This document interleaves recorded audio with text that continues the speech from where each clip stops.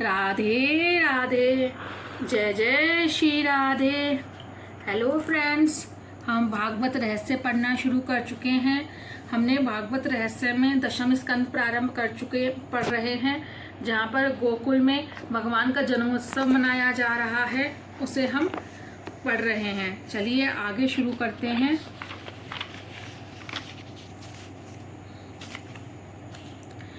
भागवत का भक्ति में दुराग्रही नहीं है। मात्र स्वरूप में निष्ठा रखने से, एक ही स्वरूप का बार बार चिंतन करने से मन वहीं लग जाता है। ऐसा करने से मन की शक्ति भी बढ़ती है। शरीर से नहीं तो मन से हर रोज गोकुल जाओ, मन से मथुरा जाओ। शरीर जहाँ भी हो, मन को मथुरा और वृंदावन भेजो। मन में कल्पना और भावना करो कि यशोदा की गोद में बाल कृष्ण खेल रहे हैं। लाला के दर्शन के लिए सारी गोपियां दौड़ी आ रही हैं। कन्हैया की एक एक लीला की कल्पना में दर्शन करते रहो। ठाकुर जी के दर्शन करने के बाद भी अपनी आंखें मूंद कर उनके स्वरूप का मन ही मन दर्शन करते रहो। ज्ञान मार्ग में भेद का निषेध है। भक्त भक्ति के द्वारा भगवान के साथ एक हो जाता है। भक्ति में आरंभ में भेद है और आगे चलकर प्रभु के साथ भक्त एक हो जाता है।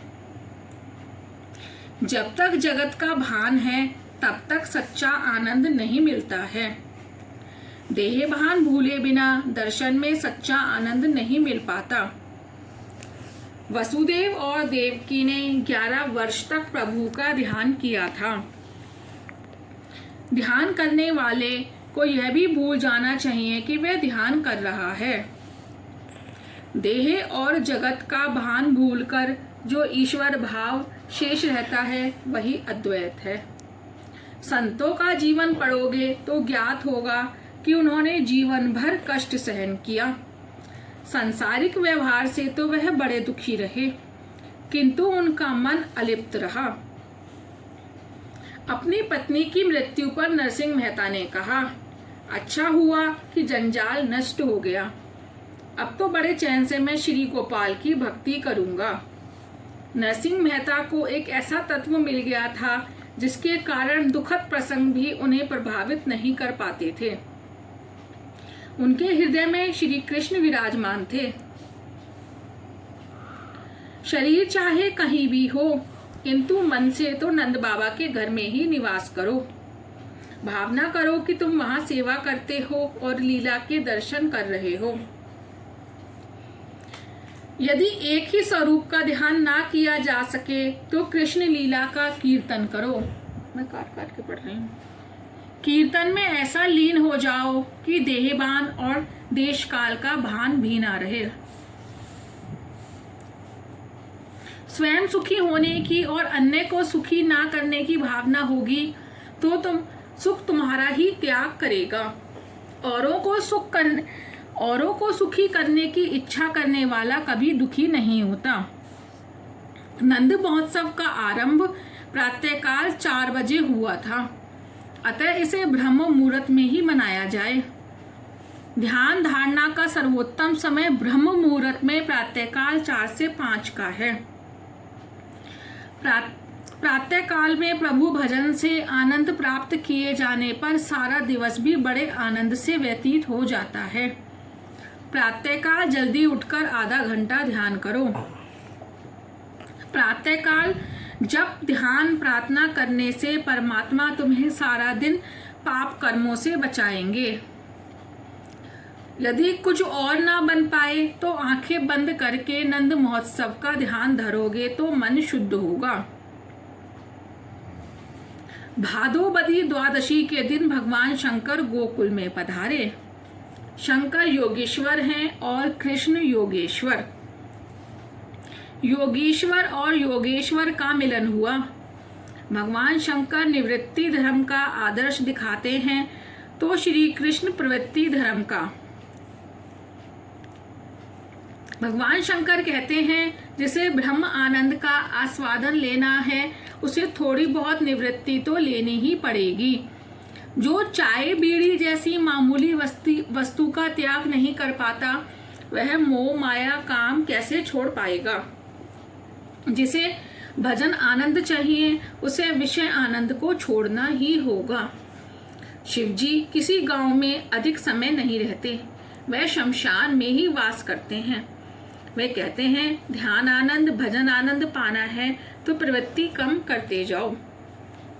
एक गृहस्थ ने अपनी एक कन्या एक किसान को दी थी और एक कन्या एक कुम्हार को। एक बार उसने किसान के घर आकर अपनी पुत्री से कुशल मंगल पूछा। कन्या ने कहा बारिश नहीं आ रही है, यदि बारिश आ जाए तो सब कुछ ठीक हो जाए। वह गृहस्थ वहां से उस कुम्हार के घर आया और अपनी वहां रहती हुई कन्या के हालचाल पूछने लगा तो उस कन्या ने कहा मिट्टी के बहुत से बर्तन बना लिए हैं और अब भट्टी में पकाना है। मैं चाहती हूँ कि बारिश आए ही नहीं। यह कथा सभी की है। जीव पिता है और प्रवृत्ति निवृत्ति दो पुत्रियां। ये दो कन्याएं एक साथ नहीं रह सकती, साथ रहने आएंगी तो दुखी हो जाएंगी। जब तक शारीरिक शक्ति है प्रवृत्ति का विवेक पूर्वक त्याग करते जाओ। वैसे तो रक्तचाप और ब्लड प्रेशर बढ़ जाने पर डॉक्टर के कहने पर सेठ आराम करते हैं, किंतु वह सच्ची निवृत्ति नहीं है। वेदांत का अधिकार विरक्त को हो, विलासी को नहीं। बातें तो ब्रह्म ज्ञान की करें, किंतु प्रेम धन संपत्ति नारी जड़ पदार्थों से करें तो वह सच्चा ब्रह्म ज्ञानी नहीं है। जगत मिथ्या है ऐसा बोलने मात्र से नहीं, अनुभव करने से लाभ होता है। व्यवहार मिथ्या है ऐसा मानकर व्यवहार करो। भगवान शंकर भादो मास के कृष्ण पक्ष की द्वादशी के दिन श्री कृष्ण के दर्शन करने आए। योगीश्वर और योगेश्वर का मिलन हुआ। शंकर अकेले ही आए। भक्ति में यदि संग अच्छा ना होगा तो भक्ति कार्य में विक्षेप होगा। भजन और दर्शन तो अकेले ही किया जाए। औरों को अपने साथ रखने से हम रजोगुणी हो जाते हैं। कई लोग भजन या दर्शन करने के लिए औरों को भी बुलाते हैं। सत्कर्म के लिए औरों को प्रेरणा देना वैसे तो बड़ी अच्छी बात है, किंतु साथ हो लेने पर रास्ते में भली बुरी बातें भी हो जाती हैं जो ठीक नहीं है। भजन और दर्शन एक चित्त से करो। दर्शन के बाद मंदिर के बरामदे में थोड़ी देर बैठने का यही प्रयोजन है कि हमने भगवान के जिस स्वरूप का दर्शन किया है उसे दिल में उतार लें, जिससे अगली सुबह तक वह मन में बना रहे। कई लोग ऐसे हैं जिनसे दर्शन के बाद यदि पूछा जाए कि आज ठाकुर जी का श्रृंगार किया था, आज ठाकुर जी का श्रृंगार क्या था, वस्त्र परिधान कौन सा था, तो वह सिर खुजलाएंगे। दर्शन के बाद यदि ठाकुर जी को मन में बसाकर घर ले जाया जाए तभी वह दर्शन सार्थक है। अधिकतर लोग भगवान को मंदिर में ही छोड़कर अपने अपने बंगले या दुकान पर चले जाते हैं। ईश्वर के सिवाय अन्य किसी का भी संग ना करो।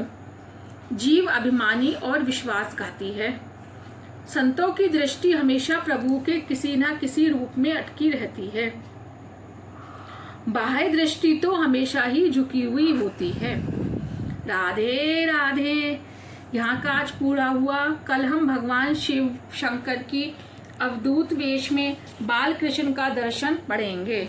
अगर आपको मेरी भागवत जी पढ़ना अच्छा लग रहा है तो प्लीज़ चैनल को सब्सक्राइब करिए, वीडियो को लाइक करिए और कमेंट करना ना भूलिए कि आपको कैसा लग रहा है। धन्यवाद। राधे राधे।